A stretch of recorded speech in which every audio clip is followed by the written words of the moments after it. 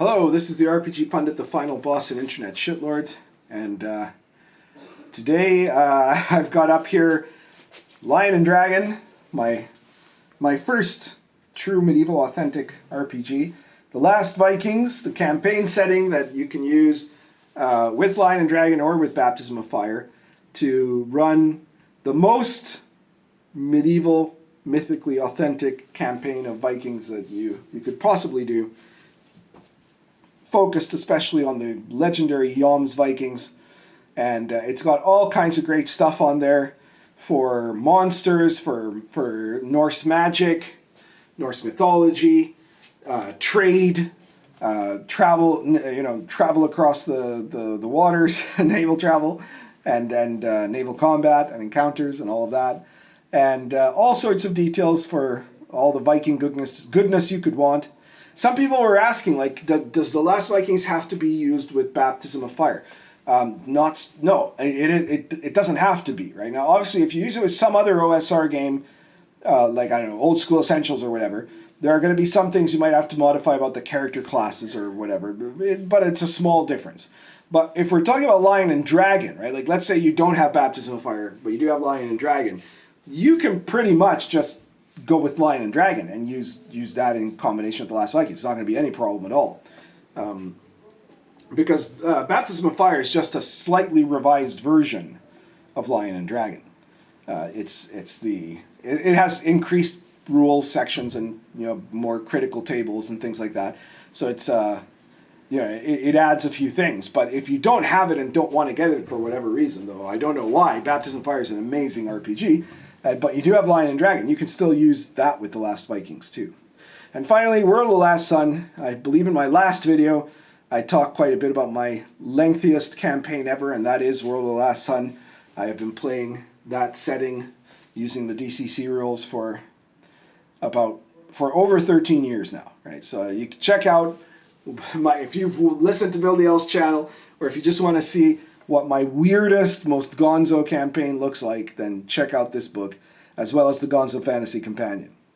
All right, so, oh yes, and before I forget, go to the Red Room store, check out the Pundit Files. There's like 37, I think it's 37, issues of the Pundit File that are now available, and every single one of them only costs $3.50. Take a look.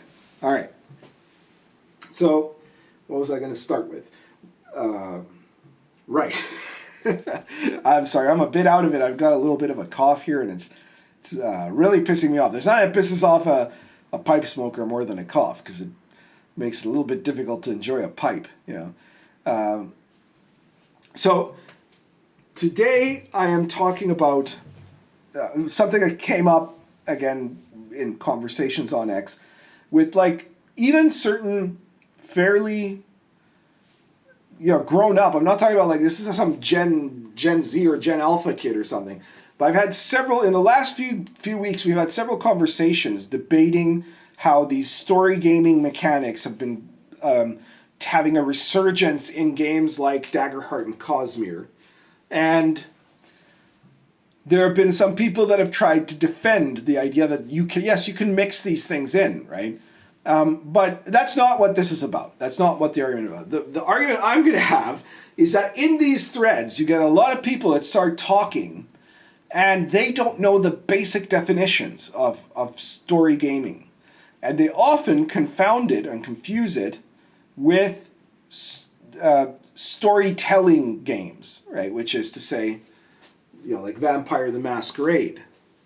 So they don't know the terminology. They don't understand what they're arguing. So they think when I talk about story gaming that I just mean what Mark Reinhagen invented, right? So let's differentiate. This video I'm gonna try to explain the difference between a storytelling game and a story game, and how those two are connected, and in fact how those two are direct opposites of each other, as in terms of like the people that do one hate the other people. Okay? So, storytelling, the storyteller system, most of you are familiar with World of Darkness, whether or not you've played it, right?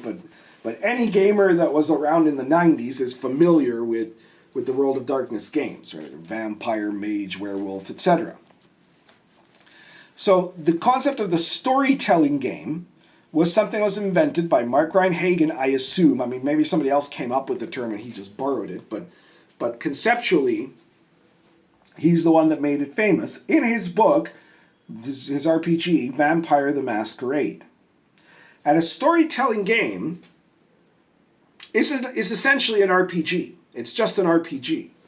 Because what it has, apart from a lot of pretentious twaddle, right, theater kid nonsense, of about how, we are dramatists when we play RPGs, right?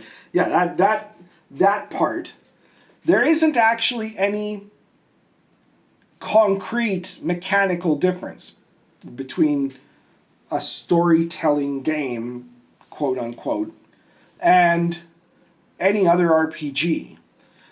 All of the difference is in the advice to the DM, okay? So in a storytelling game, Mark Rein-Hagen's version of it, right, the version of the World of Darkness, and that is what storytelling games were seen as, the DM should not simply have people going around getting into fights and dungeon crawling. He needs to be the storyteller. He needs to be like the great author or the playwright or the director of a hit movie, right? That has meaning and substance. And in that, it means that he needs to have a plot. You are not just refereeing a game if you're the storyteller of a storytelling game. You are the center stage. The DM is the hero. The players are there for the DM to present to them this plot, this adventure that he has crafted with a beginning and a middle and an end.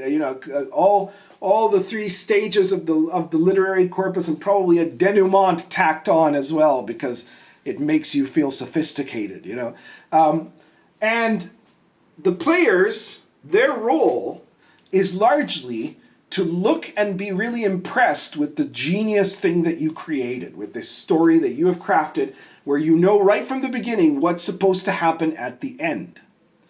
And that means that the players, let's be, I'm going to try to be fair, right? If you're being a really good storyteller, you will provide opportunities where the players can interact and become important parts of that story. Okay? So they will be meaningful. Because if you're a bad storyteller, what will happen is that the player characters will just be going around doing a bunch of non-action scenes where they get to see other people explain stuff, or other people be the real heroes that kick the shit out of someone, or other people getting themselves killed, and the player characters are just watching all of this. They're just cheerleaders, right? They have no real ability to do anything of significance at all, because the DM wants to tell the entire story by himself, right? Even a storyteller would suggest probably that that's a bad way to run the game. But what they suggest is a good way to run the game is totally appalling, because what they would suggest is that you must have this story crafted. And the important thing is not playing in the world. It's not involving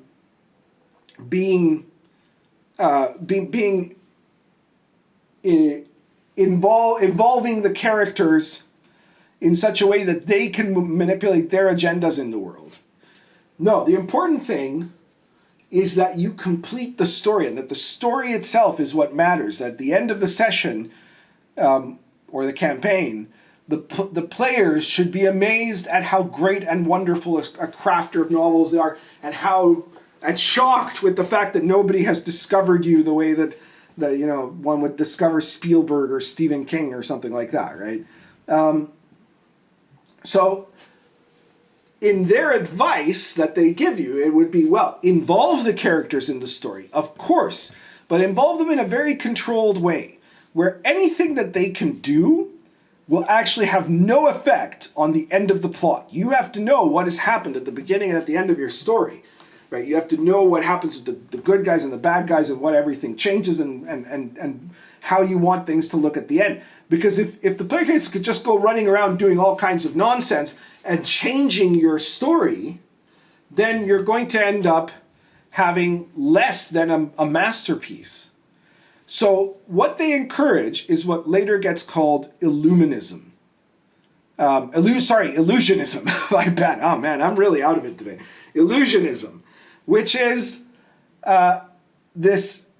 It's a situation where, let's say you go into a dungeon room. This is the classic version of illusionism. You go into a dungeon, you go into a room. The room has 2 doors. Okay, the DM wants you to get to the Chamber of Horrors, let's say. So he says, yeah, you could go either way, right? So if you go to the right, you'll go down a corridor, you'll turn up, and you're gonna then turn left, and then you're gonna end up in the Chamber of Horrors, right? If you go left, you're gonna turn left, go up, turn right, and then there's a door, and it leads to the Chamber of Horrors, right? It's a fake choice. It doesn't matter what you do. Either way, it's gonna get you to the point where the DM wants you to go, right? It's just giving you the pretense of choice, the illusion of choice. And that's what a storytelling game essentially wants to do with the players. A good storytelling DM might say, well, okay, here's this massive battle scene. My Mary Sue NPC is going to be the one that's going to confront my pseudo Voldemort over here. But you guys have to stop his henchmen. And that's really important too, right? And in fact, the plot doesn't give a shit whether your characters die or whether you kill the henchman, because the real important thing is just that scene between them where the Mary Sue discovers that Voldemort is actually, the Mary Sue's aunt in disguise, and then the Mary Sue confesses that, she's actually also her own aunt, and then this is where the terrible drama appears, right? And then it moves on to the third act, right? But the key thing is that no player character can be allowed to kill, Aunt Voldemort before we get to the third act, right? You're only in the second act here, right? The DM needs that character to die, and not by the hands of one of you filthy players. It's got to be by the Mary Sue character he's brought in, right? So you are there mostly as spectators that are given busy work to do, okay, if you're the players. That is a storytelling game. That's what a storytelling game does. The DM invents an entire story before the game ever starts, and then makes sure that the players have some things to do within the confines of this game, of this setting, but nothing that will change the story, because the story is paramount. That is why it is because the rules are all the same, it is technically an RPG. Vampire the Masquerade is an RPG. It's just a really terrible RPG because of the advice of how to run it, right? Because of the concept of the storytelling game itself. Next, story gaming. Story gaming is something totally different, and it would never have existed if it wasn't for storytelling games. But the people that play story games hate storytelling games. The guy that started what would later become known as story gaming, a guy named Ron Edwards, he specifically began this out of absolute and utter contempt for the world of darkness, because he pointed out that they lie, right? That they do not do what they claim to do. The storytelling games claim that they are about the creation of story and everybody being involved in it, right? But as I just pointed out, the players really have almost no involvement whatsoever. And the DM has decided everything beforehand. And there isn't actually any creation involved except for the DM's original concept. This is not an acceptable play or fun playing experience for people who want to feel as if their investment is worthwhile, right? Now, of course, a lot of people run, by the way, right? A lot of people run Vampire the Masquerade totally different than that, right? They don't give a damn about the meta plot, especially after, the end of the first World of Darkness, right?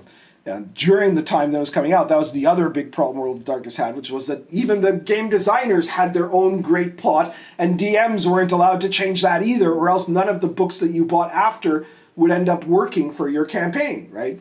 But even though some people just like playing Vampire to have, a vampire in a trench coat with a katana or something, that doesn't negate that the system itself was assuming that you were going to run it as a storytelling game.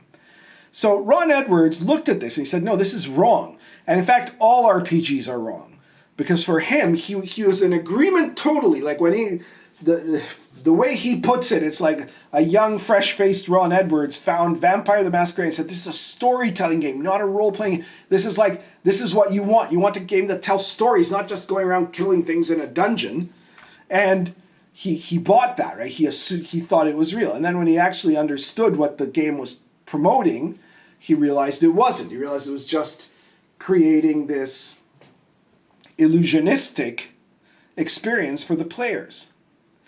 And so he came to, he was a university professor of biology. I don't know. Somehow he took that to mean that this also makes him an expert on game design. And to be fair, he thought up a lot of stuff about it. He spent a lot of time thinking about it and what he believed the problems were, right? So he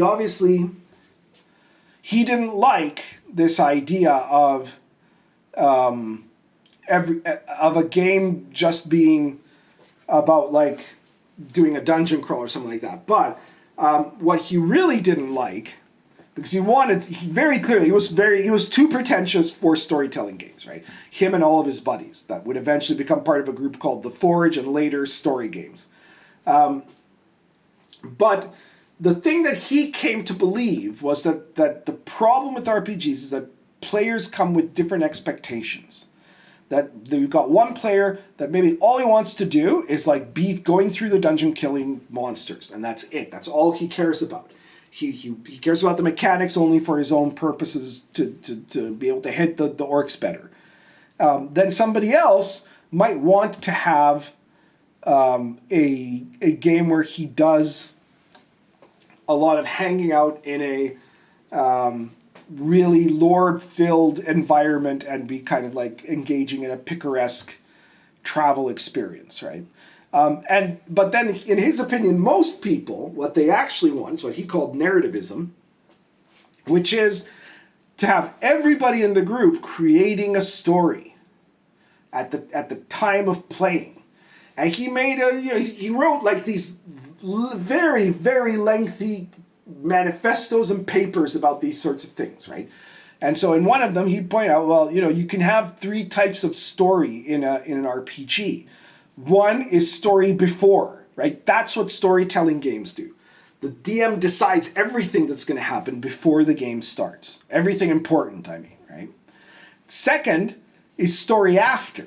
Story after is what normal RPGs do. Story after means that you go and you're playing a session. The DM has not scripted the entire story, and the players haven't either, right? Because you're not playing a story, you're playing in a world. And so you're living out in this virtual world, and at the end of that session, you're going to have some kind of story. But it won't be a story like a novel. It won't be, The Sun Also Rises or something like that. It'll be like when you went fishing with Uncle Bob. Okay, or like that golf game you played where you got a hole-in-one on the third green, right? Or that time you went hunting and you almost killed the largest bear you'd ever seen, right? So story after means that you're going to be playing this game not caring about intentionally making a good story. You just want to have your characters do what they're doing in the world. And sometimes, almost every time, some kind of story is going to come out of it. Most of the times, in most RPG sessions, the story that comes out of it is a long, rambling, we went and did this, like what we did on our summer vacation sort of story, right? Which is not super interesting. Once in a while, you get something really big happening, and then you have like an epic story that just naturally happens just because, right? Like it does in real life sometimes, right? Like the Third Crusade, that's something that happened and it's an epic story, right? Or the Last Vikings, right? And then a lot of the times what you're going to have is you're going to have many little stories that come out of a session, right? And those little stories are like the little stories that happen when you go fishing or when you go hunting or when you play golf, right? You don't go to the golf course to say, oh yeah, we're coming here to make a story, right? No, you're coming here to play golf. But if you have something crazy happen, it makes a story. Okay, that is how RPGs work. Ron Edwards hated that. He didn't believe that. He said it's stupid because you can never have a truly real virtual world, which shows how retarded the man is, right? Because you absolutely can. Immersion, he argued immersion doesn't even exist, which tells me that, he called everybody who plays RPGs brain damaged because because he felt they believed in impossible things, right? But if anything, I'd say he's the one that's brain damaged because almost every gamer who doesn't have something deeply wrong with them can develop immersion. And any gamer who has played a game for more than 10 sessions, has played the same character for more than 10 sessions, has had some degree of immersion, I would think, right? So, he, however, did not. And he did not want that, and he didn't believe it. He wanted to make stories. And so what is a story game? A story game is different from a storytelling game because it, in fact, intentionally begins with describing the world, the setting. The term that they use for it is the fiction. It is not a real virtual world. It is just the setting of the story. And you do have characters in most story games. But story games do not centrally focus on you connecting deeply to your character and interpreting him in your own way. That's not the point. All the players and the DM are concerned not with the level of what's happening on the board, right, on the field of play of the fiction. They are concerned with what is happening immediately above that in the level of the fiction, right, the fiction itself. You're interested in collaboratively working to make a really interesting story intentionally in the course of running this RPG game. And so most of the mechanics that actually matter in a pure story game are that the mechanics are all about editing the world in different ways, right? To direct it to the type of story you want to have. Most of the times, this isn't entirely combative, right? It's not like the players are fighting with each other to make the best story. Theoretically, they're supposed to be cooperating with each other to make the best story. But the problem is that inevitably in story games, you're going to have differences of opinion, and you have too many cooks spoiling the broth, right? Which is why story games never ended up taking off in a very big way in their entire and pure form, right? But in that pure form, you don't really care about your character. You care about the character only that he's the central playing piece you have control of in most story games that represents part of your stake in the fiction. But you never worry about what he would actually want or not want, except in the sense of, well, what is the motivation of this character? But not in the sense of you wanting to have to succeed as the character. Okay? And so the editing of the fiction is all, the important mechanics is all happening at the level of the fiction. And this means essentially, yes, you can in theory in a story game do a bit of role playing with the character that you are using, but it serves no purpose whatsoever as far as they're concerned. It's kind of like, let's say you're playing a game of Monopoly, right? And one of you has the top hat and the other one has, I don't know,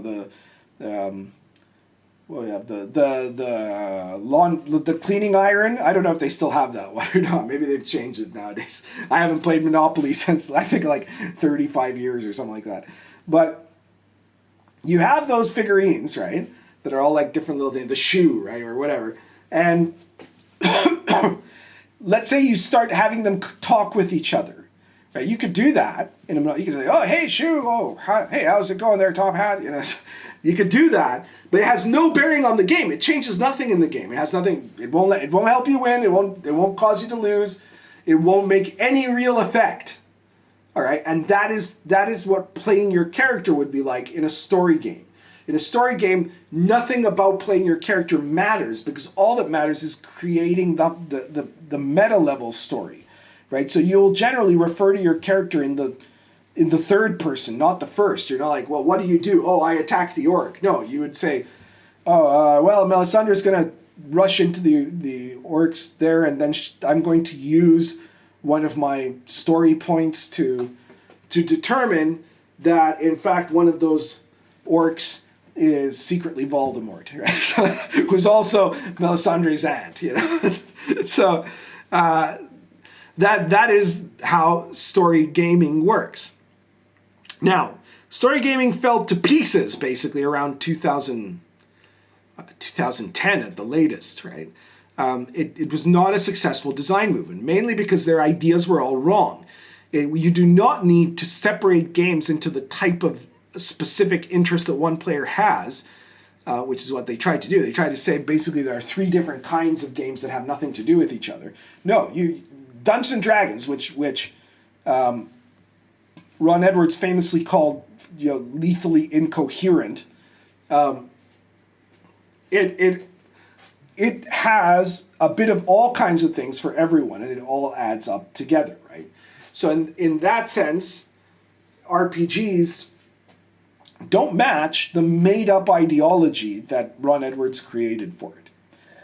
And story games, therefore, did not do well, especially in their pure format. Whereas the OSR became the most successful design movement of all time in the role-playing game field, right? And it is exactly the opposite of everything Ron Edwards taught, right? Everything. So that was the result. Now, at the same time, there have been people who have still, like, frustrated story gamers, because it was just so pretentious. Story gaming was so wonderful for these hipster guys, right? Not so much. It wasn't so much the theater kids as kind of the pseudo-intellectuals, right? That really want to be, like, the guys that were, like, performatively atheists, right? In the 2000 aughts, right? So, like, those guys that just everything they did was to try to pretend like they were really clever people, you know, and so they hate the fact that it failed. And they have been trying ever since to bring in elements of story gaming into regular RPGs, but it can't work, right? For the reason I explained, right? Storytelling games is a totally different thing. It's a DM style, basically, and it's a stupid DM style. You shouldn't do it, but you could theoretically do it with any RPG. Right? Story gaming, on the other hand, as soon as you use story gaming elements in your game, you are no longer doing the central thing that you're supposed to do in an RPG, right? In a World of Darkness game, in Vampire the Masquerade, you are still playing your character. And almost all the decisions you make, however shitty your DM might be, you're still making them as that character. And the things you do are the powers and abilities that your character has. Whereas in a story game, you are forced out of the character into this meta level of fiction, which immediately means the world isn't real. The world is something that is completely malleable, because if you can just decide that for the sake of the plot, something that wasn't there before now is, or something that was one way before now is something else, then that means the world isn't a real place. It's a Potemkin village. That was my term, right? It's a fake facade that barely covers up the fact that it's not a real world, okay? And that is why there's a massive difference between those two things. Story gamers hate storytelling systems, all right? I guess that's everything for today. Please share this video anywhere you find it interesting. If you like it, please hit the like button, or anywhere people will get pissed off about it, actually, too. And subscribe if you haven't subscribed, and check out my other videos, and check out in the description, expanding the description of this or any other video, you'll see links to all of my games. Check them out. You're going to find something you're going to like for sure, somewhere in that long, long list that I now have. And thank you, everybody, for watching. Currently smoking nothing because of the sore throat, so we'll talk to you later.